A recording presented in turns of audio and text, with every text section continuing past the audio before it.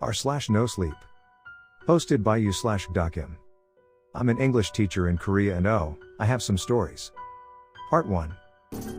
I'm an English teacher in Korea, but I won't tell you where I teach, in order to protect the identity of both the students and teachers. I'm half Korean and moved to Korea from the States about a year ago so I could learn more about the Korean culture. Anyway, ever since I moved here, I've been experiencing some weird stuff, things that I can't explain. Here are just some of the things that I experienced, or others I know experienced.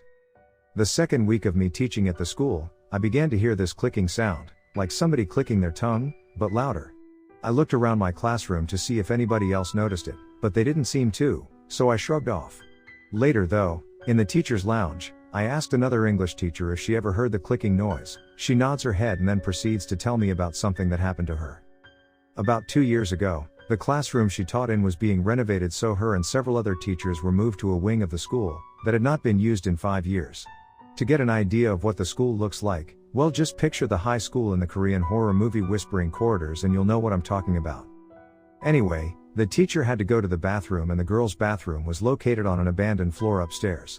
She stepped out of the classroom, turned right and rounded the stairwell, until she reached the top and looked down the long abandoned hallway, which made her feel uneasy. As she quickly entered the bathroom, she noticed the doors to all 5 stalls were opened, so she knew she was alone. She entered the first stall to do her business, and just as she was about to sit down, she began to hear a clicking noise. Looking through the cracks in the stall, she notices somebody standing outside.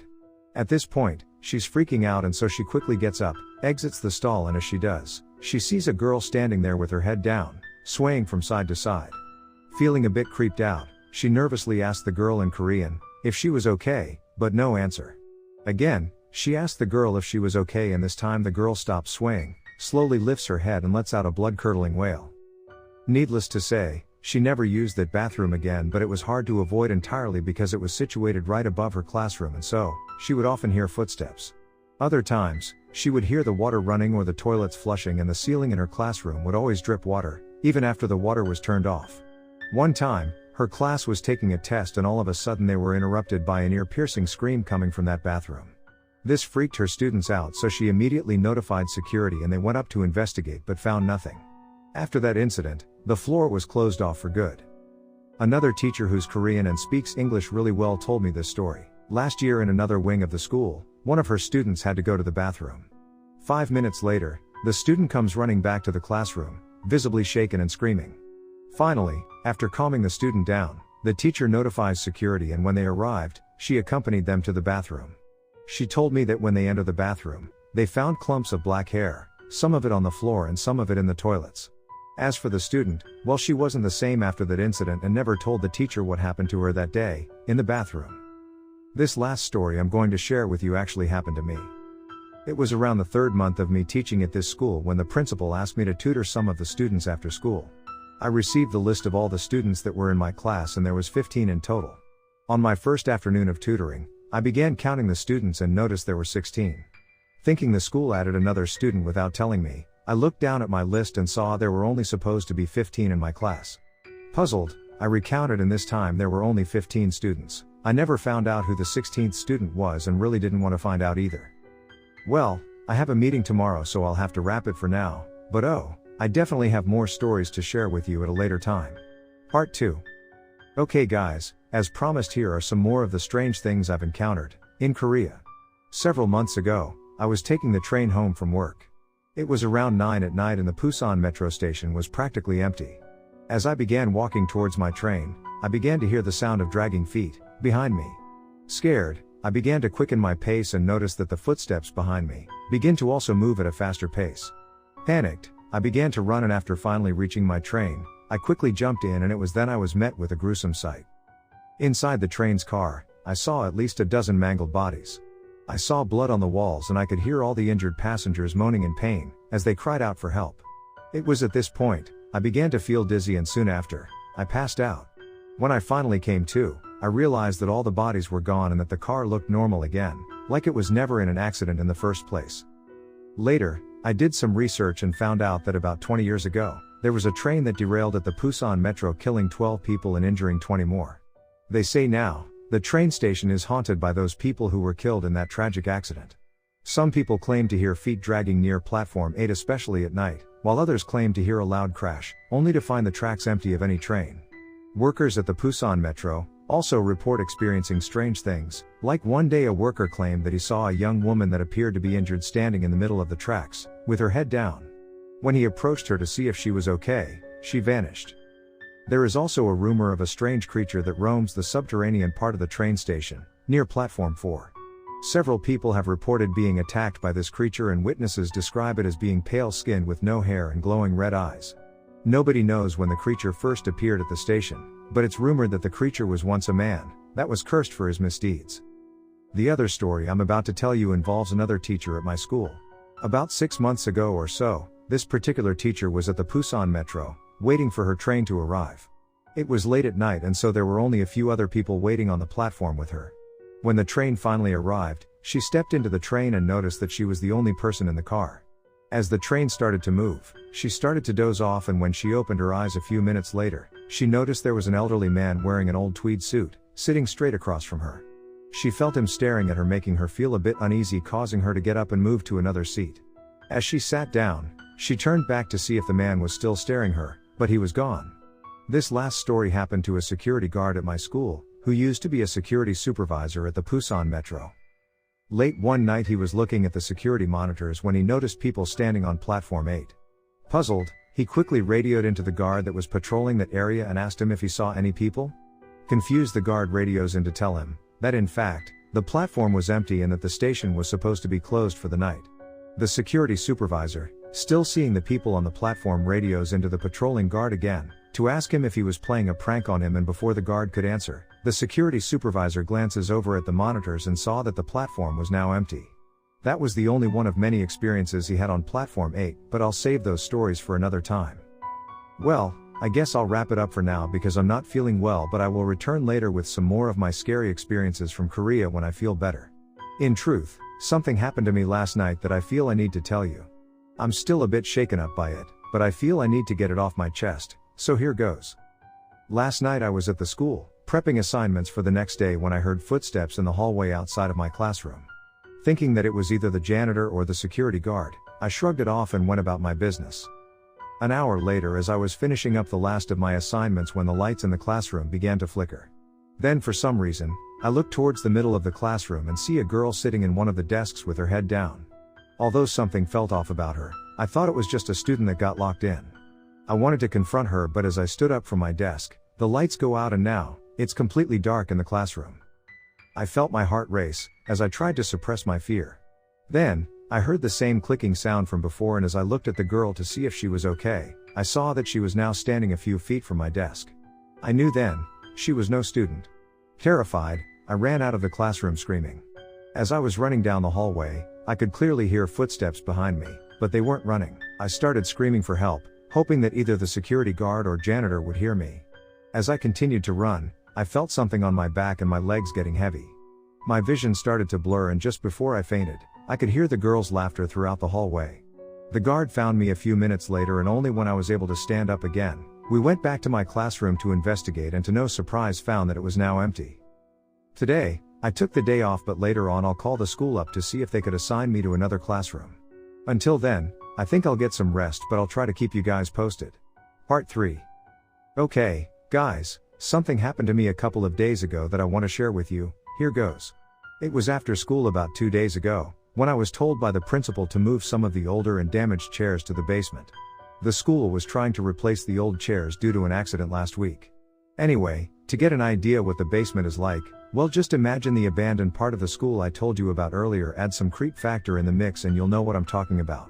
In fact, the entrance to the basement is situated right next to the now closed off wing that had since been boarded up due to the last incident. Anyway, I along with 3 other teachers were moving the chairs into the basement using an old elevator that's located right next to the stairwell leading downstairs. After we loaded the elevator with the chairs, we stepped in and took the elevator down to the basement. Stepping out, the atmosphere was gloomy and the air was musty, causing us to cough after only a few seconds of being down there. Finally, after our coughing fit was over, curiosity got the best of us and we decided to roam around the dark recesses of the basement, completely forgetting why we were here, in the first place.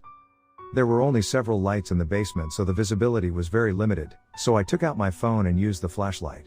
Walking around the basement, I noticed several hallways that were in the shape of a T and what appeared to be several rooms that littered them.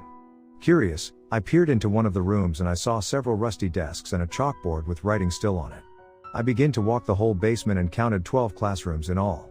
I noticed 4 of the classrooms were located directly under the now closed-off wing of the school. The school either forgot or assumed that none of the students had access to the basement, so didn't bother boarding these classrooms up. Anyway, walking down the abandoned part of the floor and I saw there was only one light illuminating this entire section. Using my phone I continued on and slowly studying everything I did. I noticed the bathroom first, which was located on the right side of the hall. When I entered it, I saw that the floor was flooded with stagnant water and sewage which smelled really bad. The bathroom itself was beyond repair with years of built-up grime and the doors of the bathroom stalls nearly falling off their hinges. After I exited the bathroom, I continued down the hall and I noticed my phone began to flicker. As I neared the last classroom at the end of the hall, I began to hear static coming from my phone. I moved my phone around to try to get a better signal, and that's when the static stopped. Upon entering the classroom, I noticed it appeared to be daylight and that some light was streaming through the basement windows. There were about 20 students sitting at their desks and all of them were dressed oddly in 50s style clothing, and it felt like I went back in time. I called out to them but nobody seemed to notice me, and although I could see the students, I couldn't hear them. It felt like I was in some vacuum where all the sound was being sucked out. Not sure if what I was seeing was real or not, I began rubbing my eyes, and when I opened them again all the students were still there. I stood there for a moment in shock, as I tried to process what the hell I was witnessing. That's when I heard what sounded like nails on a chalkboard coming from the front of the classroom. As I turned to see what was causing that annoying sound, my heart nearly stopped. What I saw was a female student writing in Korean "help me" over and over again on the chalkboard. I screamed loudly and saw that she and the rest of the students had turned their heads towards me. I had no recollection of running out of the classroom or even how I was able to find the other teachers, but nonetheless they were happy to see me. Apparently, I had been missing for about 3 hours, although I knew that I'd only been gone for 30 minutes. The next day, while moving the chairs again, I got brave and decided to go back to the same classroom to see if I was imagining it. When I got there, the classroom was gone and instead, there was a wall in its place. Later that night when I got home I decided to do some investigating and found out that in the 30s and 40s the school was a hospital. After the hospital closed down it was turned into a school.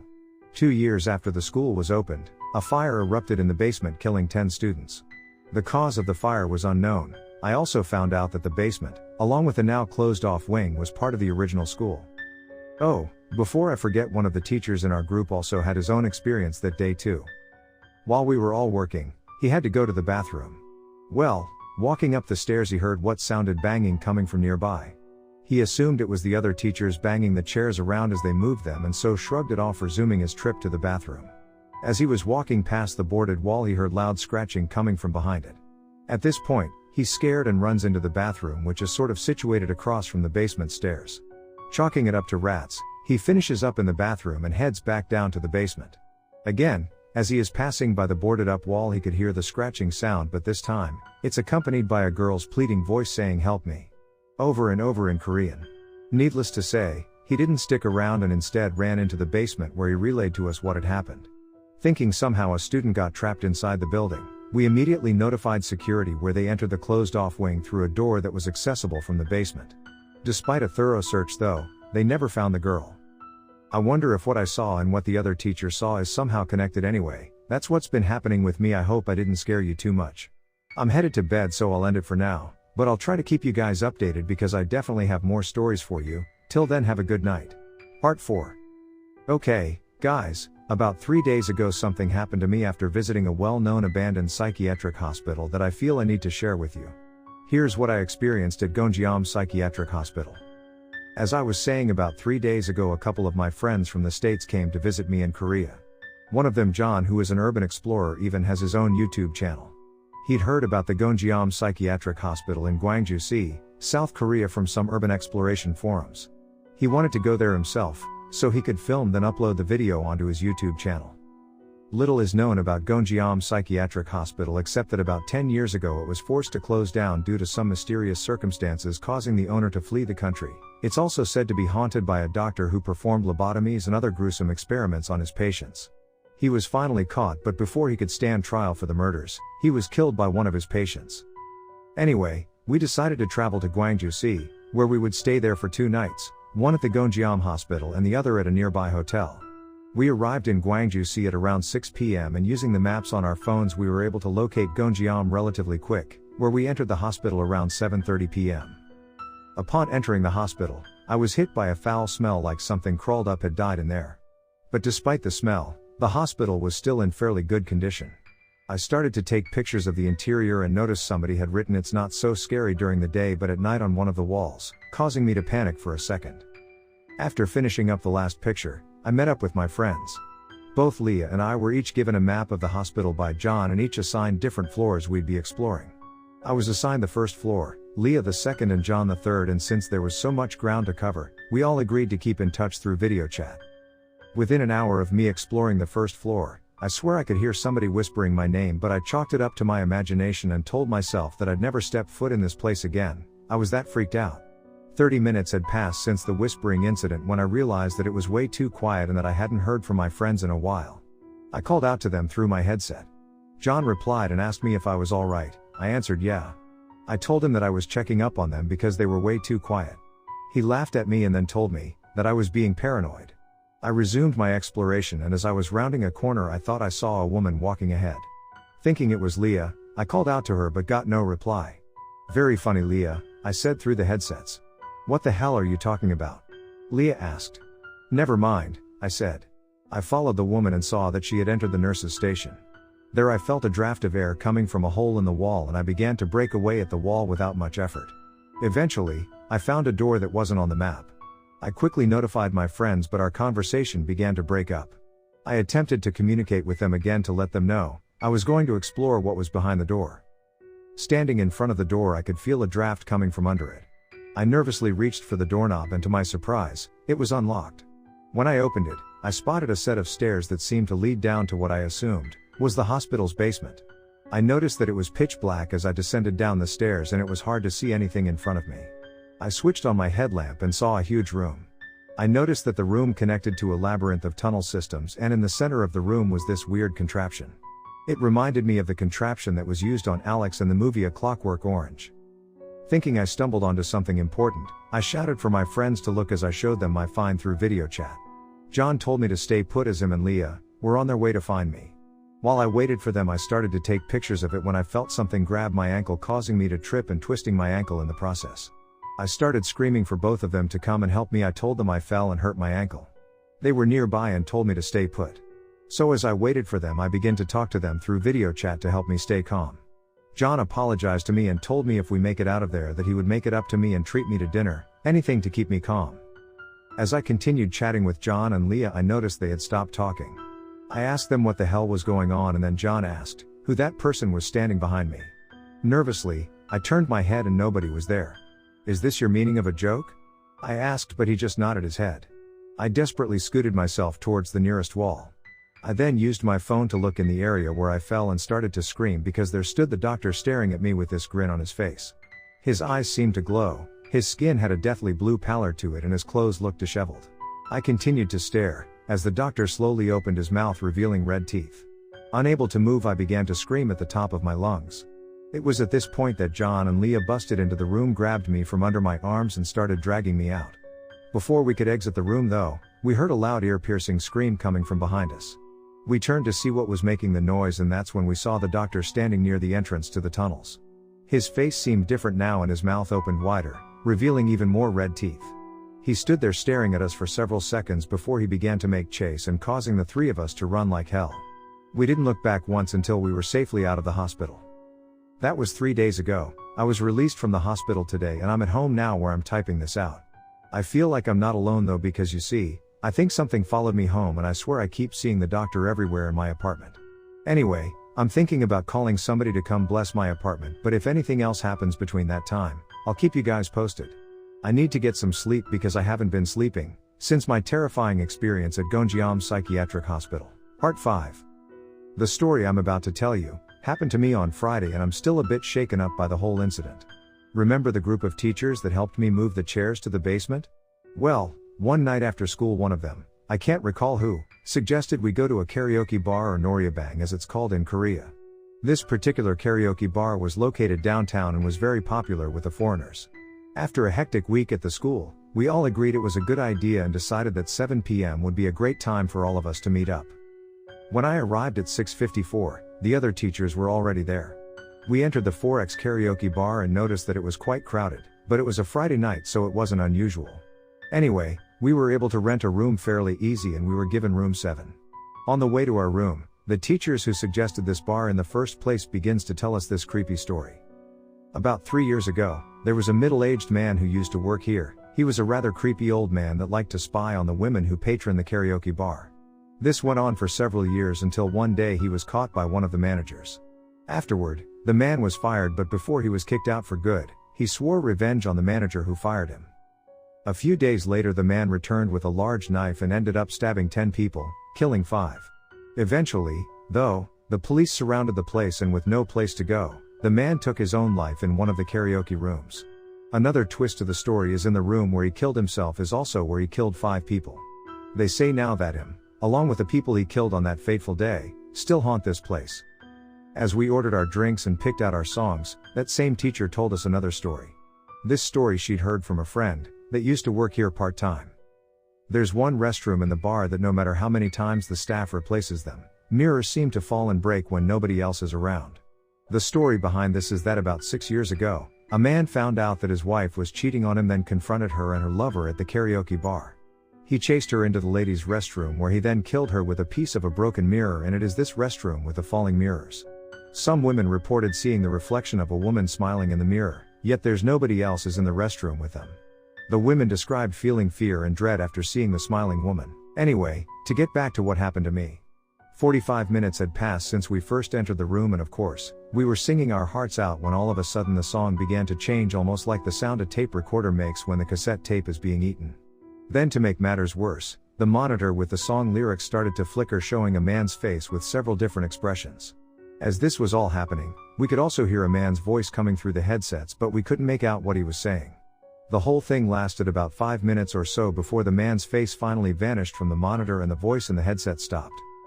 Now if that wasn't scary enough, we stood there for several minutes trying to compose ourselves when I noticed one of the teachers was staring off at one of the corners of the room.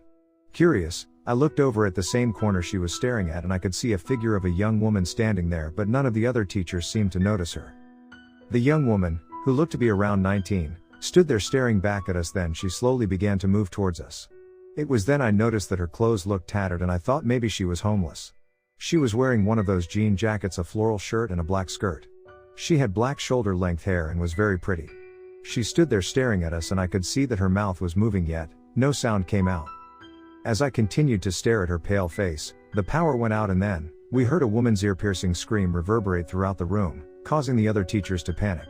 It was at this point I feel somebody standing next to me and their cold hands grab my arm, gripping it tightly. At first, I thought it was one of the other teachers, but at that moment, the lights came back on and reality hit me. It wasn't one of the teachers.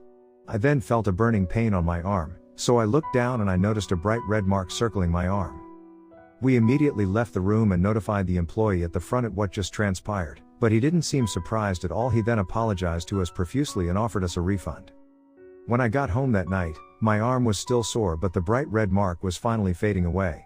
Unable to sleep, I went online so I could research the karaoke bar. I found everything the teacher told us was true. A former employee did stab 10 people and killing 5, and there was a woman who was murdered in the ladies' restroom by her jealous husband. What she didn't tell us though, was that last year on the first anniversary of the stabbings they found the body of a young woman in the karaoke bar. She was discovered in room 7 and was later identified as the daughter of the manager, who fired the employee. After the creepy encounter at that place, I will never set foot in that karaoke bar again. Anyway, I'm feeling tired, so for now, I'm heading to bed, but I promise to keep you guys updated. Part 6. About 3 Halloweens ago, a bunch of us were hanging out at this really popular bar that catered to foreigners. One person we were hanging out with was an army friend of ours, who at the time, was stationed at an army base right outside of a city called Gdokim. In order to protect my friend's identity, I will not reveal the name of the base he was stationed at. Although my friend Steve was normally a very social person, on this night in question he seemed distant. As the night wore on, he started to get agitated at everyone and everything. I had enough of his attitude and finally broke down and asked him what the hell his problem was, but he ignored me. At this point, He began to shake violently and it took us a few minutes or so to finally get him to calm down. Afterwards, he was able to tell us about something that happened to him a few days ago. As you guys know, I'm an MP in the Army. Well, about 3 days ago, I was assigned guard duty at the main munitions building that was located in the secluded area of the base. Recently, there had been a string of break-ins and the higher-ups wanted to tighten up security to ensure no weapons were being stolen and of course, to catch the culprit red-handed. On this particular night though there was 4 of us assigned to guard duty. I remember it vividly, as the night was a breezy and the skies were clear. Me and one other MP, Chris, were placed near the front gates, while the other 2 MPs patrolled the surrounding area.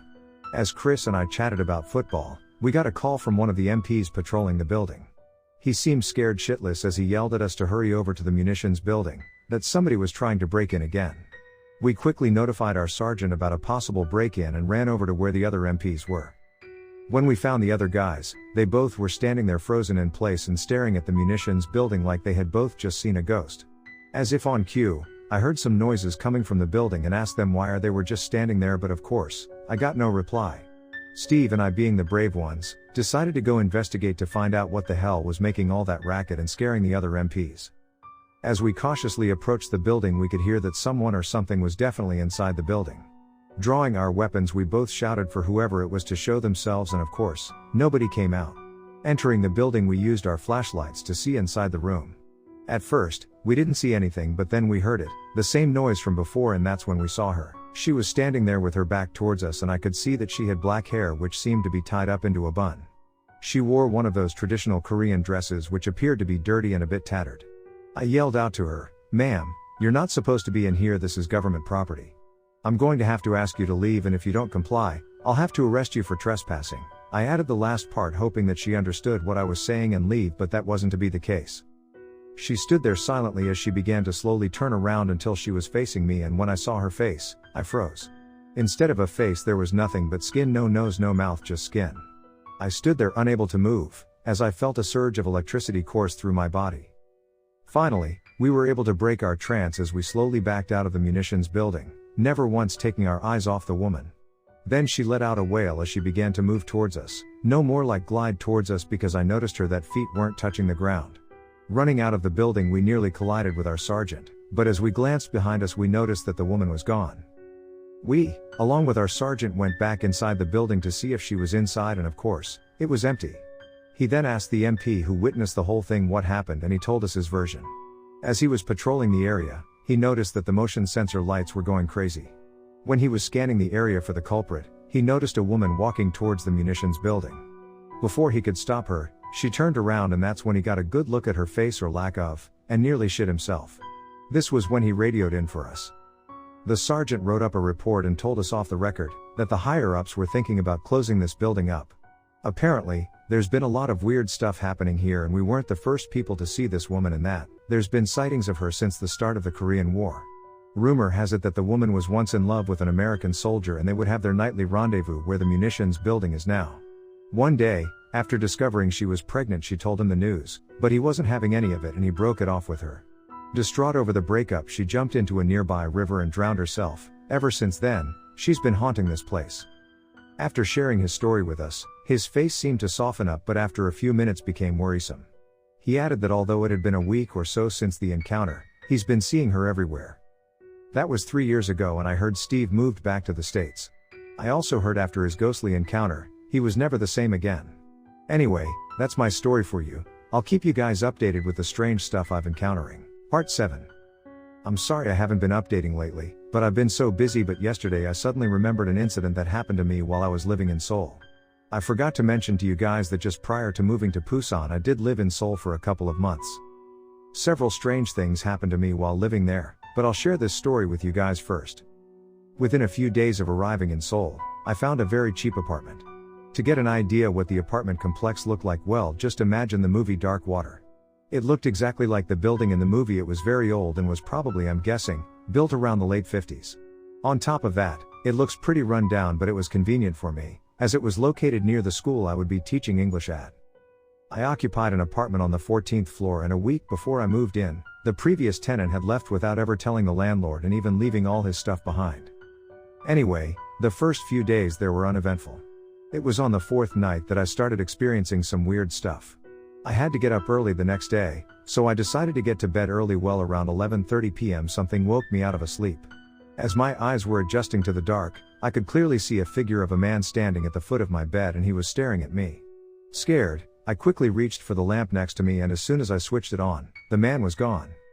It was around this time I started to notice a foul odor lingering on my floor. It was like nothing I've smelled before. The closest I could describe it is raw meat that's been left out of the refrigerator for several days. I couldn't quite pinpoint where it was coming from, and it seemed to be contained on the 14th floor.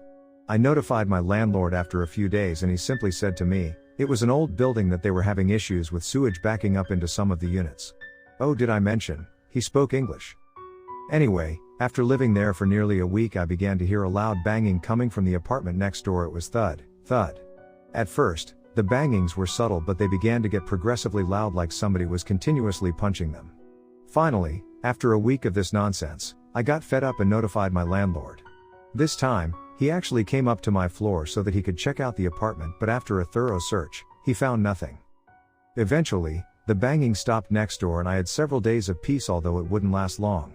I just got home from work. I was in the lobby waiting for the elevator, and despite the building being old, the elevators were fairly modern. There were monitors mounted next to each of the elevators, and you could see whoever was riding them. Anyway, as I was waiting for the elevator to arrive, I was bored, so I began to stare at the monitor, and that's when I saw the man. He looked Korean and appeared to be in his early 30s. He was very handsome, wearing a suit, and he reminded me of one of those K-drama actors. I continued watching him on the monitor until the elevator arrived, and when the doors opened, it was empty. How could that be? I was watching him the entire time, but now he's gone. I was shaking and was on the verge of tears, but I still had to take the elevator because the fire escape was locked. Just before stepping inside though, I looked at the monitors again, and there he was, as clear as day, yet the elevator itself was empty. I was seriously freaking out as I tried to find a rational explanation, but concluded that it was probably a glitch on the monitor. Besides, I wanted to hurry up and get home to the safety of my bed. As the elevator was getting closer to my floor, it suddenly got really cold, and that was when I heard someone whistling next to my ear. It didn't sound like a happy whistle at all, but more sinister. Regardless of how it sounded, it didn't matter to me at all, because all I wanted to do was get the hell out of there as quickly as possible. I began to press all the buttons in a panic, and when I heard the ding indicating we arrived on my floor, I quickly exited the elevator. I was going to make a mad dash to my apartment, but something stopped me. To confirm my fears, I slowly turned around and saw that the man was now back inside the elevator. And oh, was he tall, as his head nearly reached the top of the elevator. As he stood staring at me, he began to whistle again, but this time it was even louder. I fiddled for my keys as I slowly backed away, but never taking my eyes off of him, not even once. Each time I took a step back, he took a step forward, moving his body in jerky motions, reminding me of one of those marionettes. Somehow I regained some of my courage, and I made a dash for my apartment. The man then began to chase me, as I ran as fast as I could until I reached my door. As I fumbled with my keys, I turned around to see if the man was still there, but he was gone. After the encounter with the strange man, I was plagued by nightmares, but when I woke up, I couldn't remember anything about my dreams. I would also see the strange man everywhere I went, including my apartment, but the final straw came when one night I was having trouble sleeping. I went into the kitchen to get a glass of milk to help me get to sleep when I heard what sounded like two men arguing next door. It was already late, so I couldn't call the landlord. So, like an idiot, I decided to confront the noisy neighbors myself. I approached their front door and started to bang on it pretty hard, but nobody answered. I knew they were in there because I could still hear them arguing. "I know you're in there. It's late and I'm trying to get some sleep, so could you please keep it down, or I'm calling the police," I shouted at them. That's when I heard a man yelling like he was being hurt, and I started to bang on the door, but just as it started, it stopped. I was so scared. After several hard kicks to the door, I finally opened it. As I entered the apartment, I was hit by the same foul odor from before, which caused me to gag. On closer inspection of the apartment, I realized that it was empty, and judging by the state of it, had been for probably a while. At this point, I was seriously freaking out, because where did the voices come from? Anyway, I noticed that the layout was similar to mine, so I was able to navigate through without any trouble. I began searching the rooms, starting with the living room, the kitchen, then the bedroom. All the rooms were clear until I searched the bathroom and found the source of the odor. As you can imagine, I started to scream. In the tub lay the decomposing body of what I guessed was a man, and it appeared he had been there for a while. After the police arrived, my landlord arrived too, and they questioned both of us. Fortunately, they were able to find a driver's license on the man and the landlord was able to positively identify him as the previous tenant. Eventually, the police showed me the man's driver's license and when I saw it I froze because you see, it was the same man from the elevator. I found out later that his name was Mr. Kim. He had a gambling problem and owed money to several people. Anyway, I never found out how he died, but on a side note, after discovering Mr. Kim's body, I lived there for another month and I never had anything weird happen there again. Oh, did I mention, the landlord told me while I was there that I was the only tenant living on the 14th floor. Now, that's scary. Part 8. As I've mentioned to you guys before, I lived in Seoul where I taught English for several months. To get an idea what the school where I taught it looked like, well, just picture the school in the movie Death Bell and you'd get this school. Not very descriptive, I know, but anyway, it was way larger than the one in Busan and had a lot more buildings that were no longer in use except for storage. Anyway, from the moment I started teaching at this school, I began experiencing weird shit. The morning of my first day at the school, I decided to check out my classroom before my class was to start. When I opened the door, I saw a girl that looked to be around 16 or 17 sitting at one of the desks. I assumed she was one of those punctual students, so I thought nothing of it. I mean, it was a school day. Anyway, I said good morning to her but got no reply, so I thought maybe she was just shy. I walked over to my desk, without once taking my eyes off of her. As I sat down, I briefly looked down and when I looked back up again, she was gone. Of course, I was a bit freaked out because I never heard the door open, not even once. You know, now that I think about it, I don't ever recall seeing her face either. Strange, huh? I was a month into my teaching when the next thing happened. I had just returned from a week-long break, so I needed to prepare some of the assignments for class the next day. It was around 6 at night and the only other people there at that time were a couple of the janitors and some security guards. Anyway, I was really immersed in my work when I heard what sounded like somebody walking up and down the hallway wearing high heels. Now, me being the only female there at the time, and I assumed someone broke into the school. I immediately ran out into the hallway to find that it was empty, but I could still hear the footsteps which sounded like they were at the end of the hall. Then, they changed course and I could hear them heading back in my direction.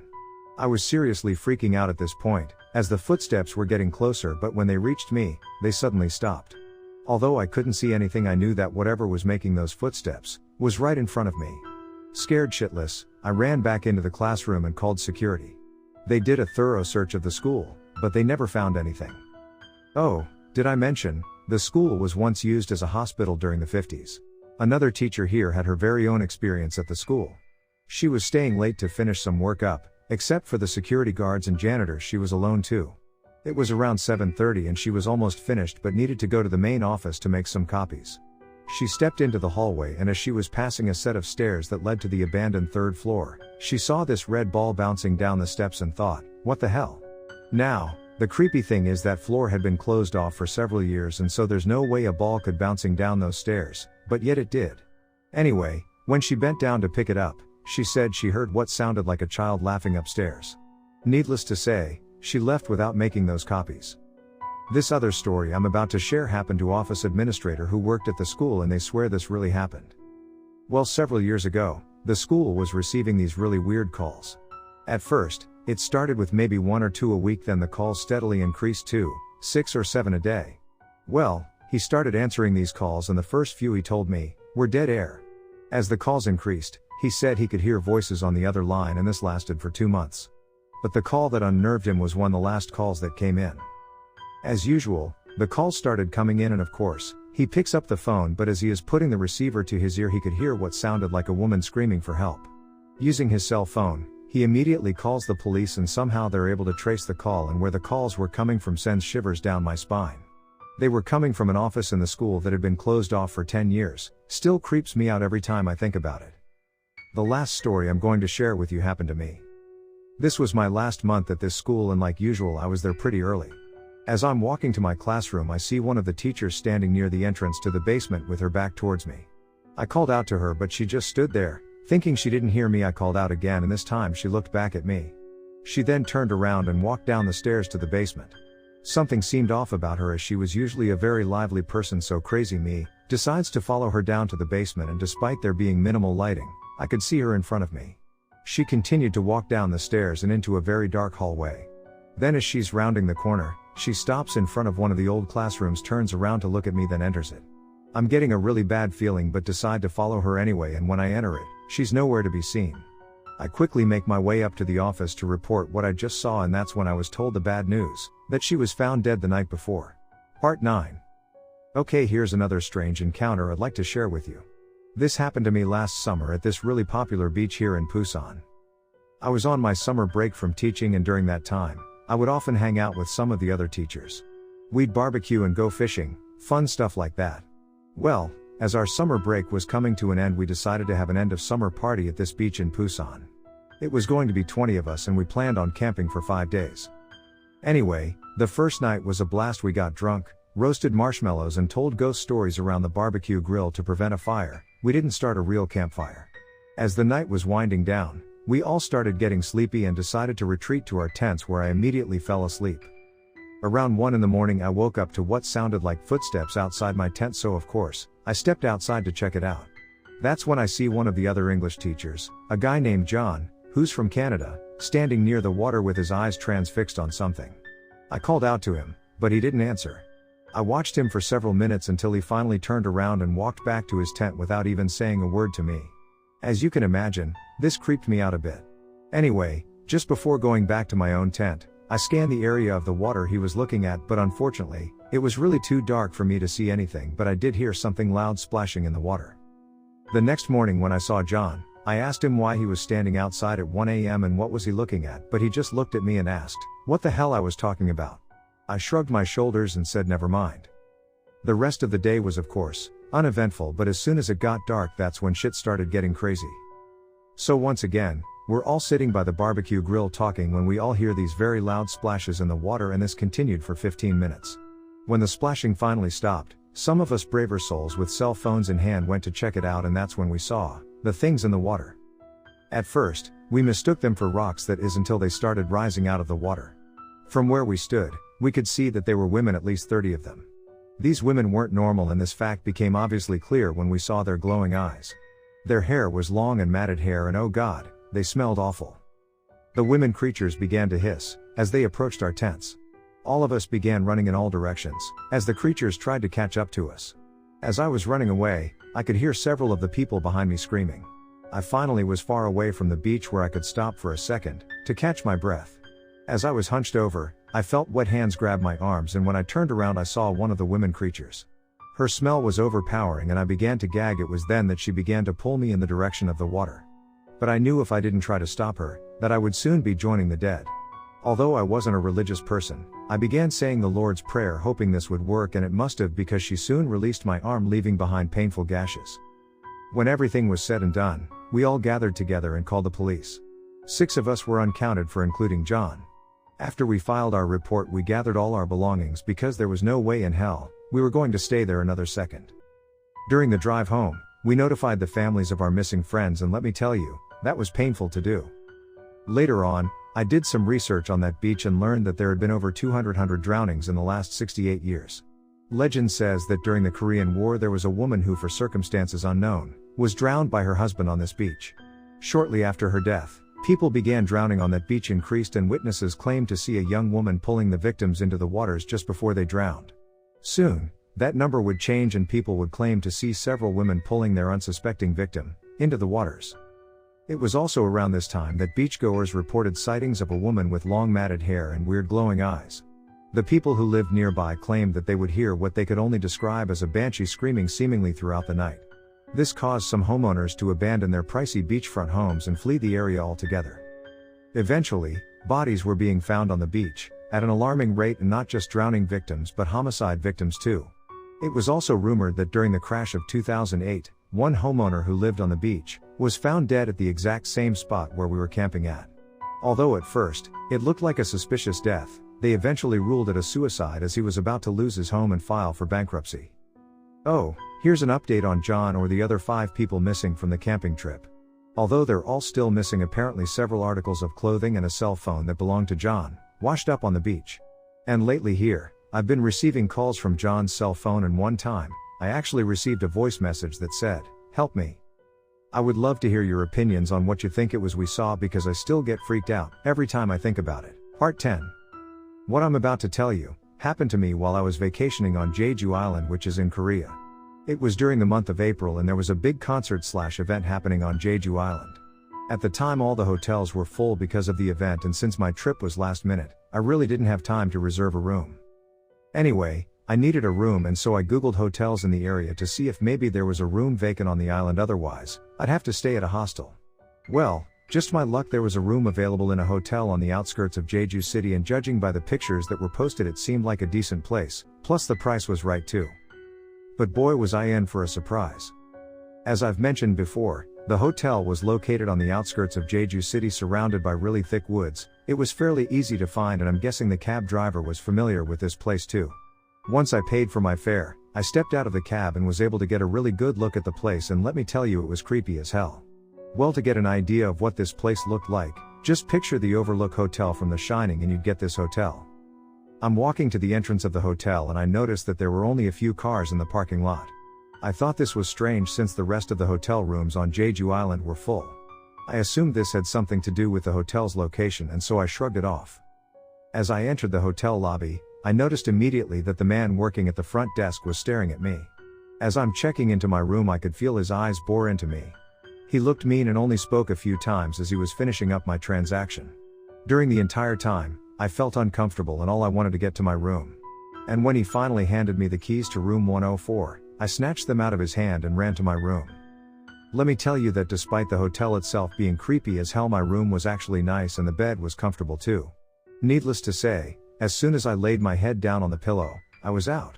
It was around 12 a.m. maybe when I woke up again to a woman screaming for help, so I jolted myself out of bed. I scanned the area near the bed to make sure nobody else was in my room with me. Then I heard the screams again, and this time they seemed to be coming from my bathroom. Although I was scared shitless, I knew I needed to check it out. Before going to bed though, I remembered turning the bathroom lights off, but now, the lights were on again. I could also hear sounds like two people were struggling with each other.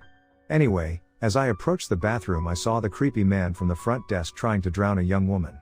I screamed, but he didn't seem to hear me, as he continued drowning her. And what was sad, was that I could actually hear her gasping for air.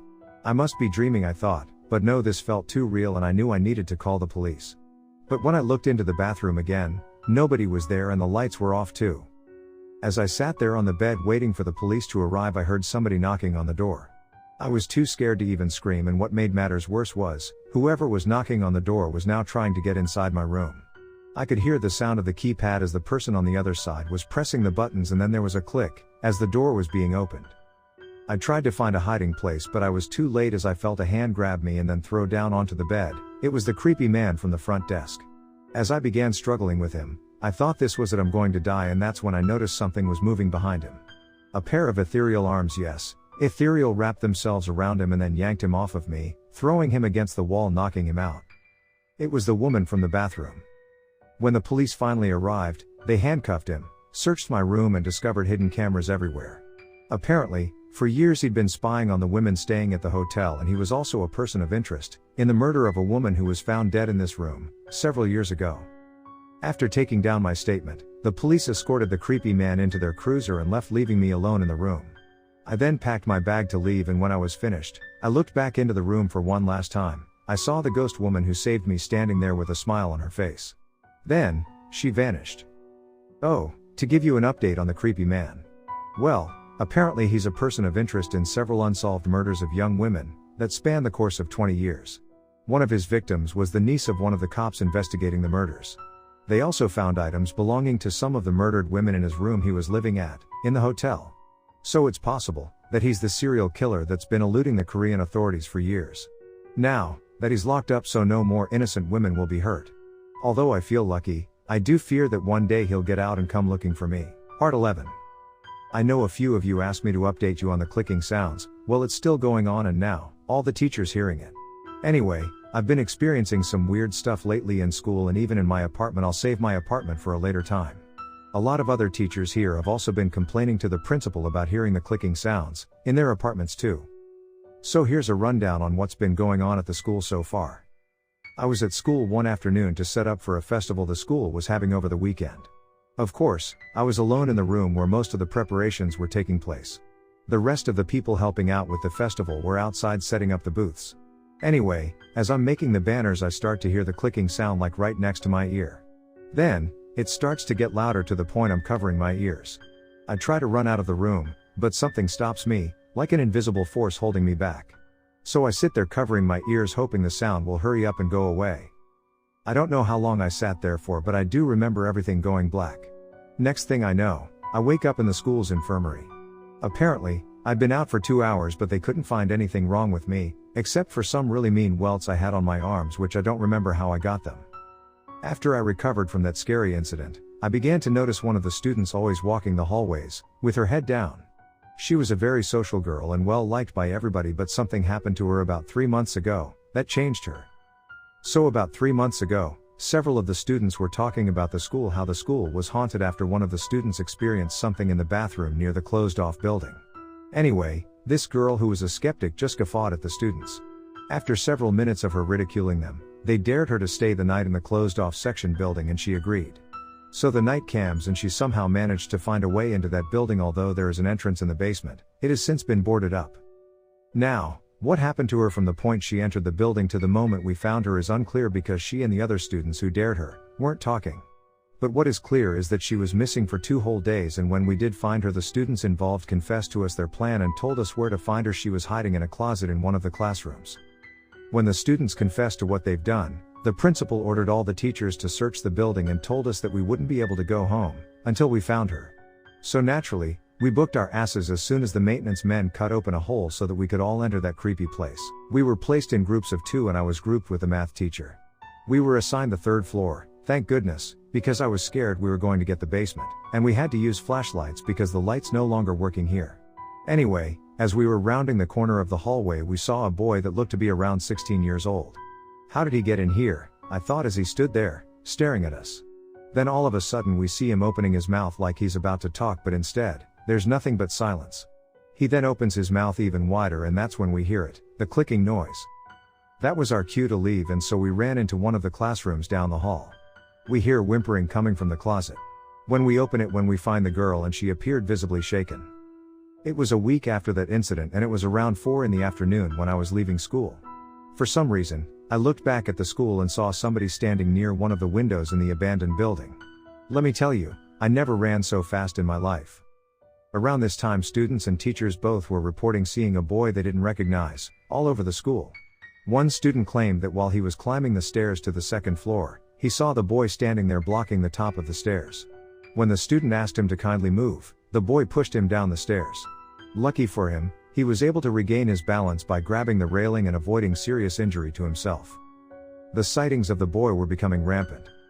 Another student claimed that as she was walking to her class, she saw the boy standing in the middle of the hallway. She said she didn't recognize him, and so she tried to put some distance between them so she could walk around him. That's when he lunged at her, grabbed her by the arm and tried to drag her to the basement, but she said a little prayer and he released her. After she escaped, she immediately reported the incident to her teacher. Let me update you on the girl that was missing for 2 days. Well, she'd been acting out and has had several outbursts in class. Students around her say they could hear a really low clicking noise coming from her mouth, like the noise Kayako makes from The Grudge, even if she wasn't talking. Other times, students claim to hear the same clicking noise while listening to music or talking on the phone anytime they were near her. About 3 days ago, she transferred to another school.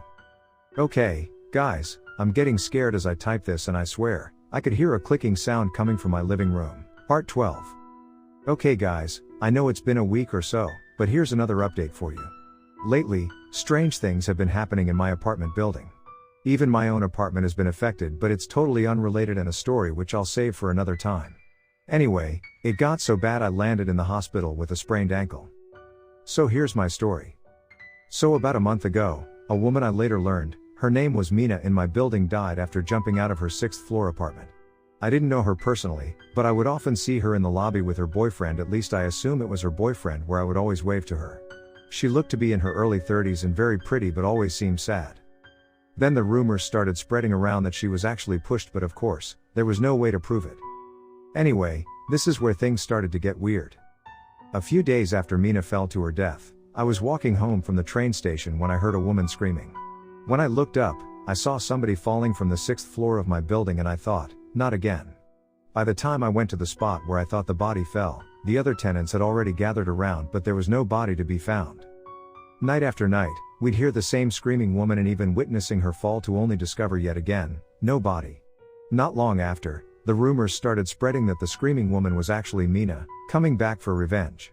Eventually, the woman/Mina could be heard at all hours of the night, and it got to the point where people were seeing her apparition everywhere. It was at this time that I noticed her boyfriend had a new lady, and as the sightings of Mina grew, the man began to look more and more haggard. Gradually though, he began to let himself go, like he wouldn't shave and his clothes looked disheveled. Things were getting progressively worse, and you could actually feel this dark presence throughout the building. One of the tenants, an older lady, who lived alone, woke up one morning to find a woman standing over her bed. She stood there staring at the lady for a few minutes before she finally vanished. Another tenant, a young man, living in the apartment next door to the Mina, woke up one night to her in bed with him. Although it was dark in the room, the streetlight outside shone enough light for him to see her face. At first, she looked normal, then her face began to change into something sinister, and naturally, this freaked him out. Needless to say, he didn't stay in that room for very long. A tenant who moved into the apartment below Mina's apartment was out on the balcony one night when he claimed he heard somebody above him pacing back and forth. He said he heard two people arguing, but he couldn't make out what they were saying. As he stood there listening to them argue, he said heard a woman's blood-curdling screams. And the next thing he knew, he saw a woman falling. He then said, as he watched her fall, he was able to see that she had a look of sheer panic on her face, and added, it was something that he would never forget. Now, the final moment came one morning as I was leaving my apartment. As I was leaving, I was met by Mina's boyfriend. He smelled really bad and he was mumbling incoherently to himself too. Then out of nowhere, he let out a scream that sent shivers down my spine. He then started to run towards the elevators, and then I knew what he was about to do, so I started chasing him. As I was running, I tripped and fell, spraining my ankle bust before going over the railing, though I swear I saw somebody that looked like Mina push him. My stay at the hospital, where I also had encounters with the paranormal, lasted 4 days, and due to the shock I suffered, I developed breathing issues and other complications. Anyway, for those 4 days, I was visited by a young nurse who I didn't recognize. I got to know all the nurses during my stay. She would visit my room every night, and on her third visit I decided to talk to her, and I could see her mouth move but no sound came out. Then she lifted her hands, pointed in the direction of the nurse's station, then she vanished. That night as I was sleeping, I was awoken by the sound of something scratching at the window, but I was too damn scared to look. The scratching lasted till 4 in the morning, when finally, I was able to get back to sleep. On my last stay at the hospital, I was saying my goodbyes to all the nurses when I spotted a picture at the nurse's station. It was a picture of some of the nurses, and one of them I recognized immediately, as she was the one who was visiting every night. I pointed at the picture and asked one of the nurses who she was, and she told me that she was a nurse that used to work at the hospital, but was killed in a car accident several years ago. Oh, before I forget, they found the lover of Mina's boyfriend dead in her apartment a few days later. And from what I heard, her face was all contorted like something scared her to death. Well, we all knew who really killed her, but who's going to believe me if I tell them a vengeful spirit was responsible for her death? Nobody. Anyway, Mina was finally able to get her revenge, and rightly so, because apparently, he'd been seeing his mistress for a couple of years. So that's what's been happening to me. Anyway, take care guys, and I'll talk to you later. Part 13, Finale. Okay, as I mentioned to you guys in one of my last updates, the other teachers and I have been experiencing stuff, from hearing the clicking sounds to actually seeing shit. We even had experiences while we were out shopping and stuff. Now to bring you guys up to date. So you remember me telling you about the girl we found in the abandoned building, which I'll call Building C for reference, after she went missing for 2 days. Well, after we found her hiding in the closet, the paranormal activity seems to have increased, especially in Building C and the areas surrounding it. Anyway, to get an idea of what the layout of the school is like, well, there are a total of 6 floors including the basement. There are classrooms on one side of the stairwell where Building C is located, and the bathrooms are on the opposite side of the stairwells, which seem to get a lot of activity. There are large wooden boards in place to serve as a divider between Building C and the rest of the school. Both students and teachers have had their fair share of ghostly encounters in this area, because it seems this is where most of the activity in the school is taking place. So, let me tell you what's been going on. One day, 2 students were standing next to Building C, when suddenly they heard what sounded like somebody on the other side punching the wall. Like punching it so hard and actually causing it to shake. Needless to say, they didn't stick around to find out who or what it was that was punching the wall. Another time, a teacher was walking by the stairwell that leads to the basement. She heard a woman calling her name and assumed it was the PE teacher. When reached the basement floor, she heard her name again. and although she didn't see anyone, she knew with certainty that she was the only one down there. The next story I'm about to share with you actually happened to me. I was using the stairwell near Building C to go to the second floor when I hear footsteps coming from the stairwell above me. Out of curiosity, I wanted to see who it was. So I race up the stairs to get a better look, and I see that it's a student, but something seemed off about them.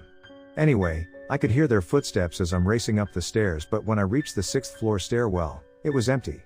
They couldn't have got past me, I thought, because I would have surely seen them. The last floor is closed off, so there was no place for them to go, and after I realized that, I got the heck out of there. There was another teacher who had a very scary experience in the men's room.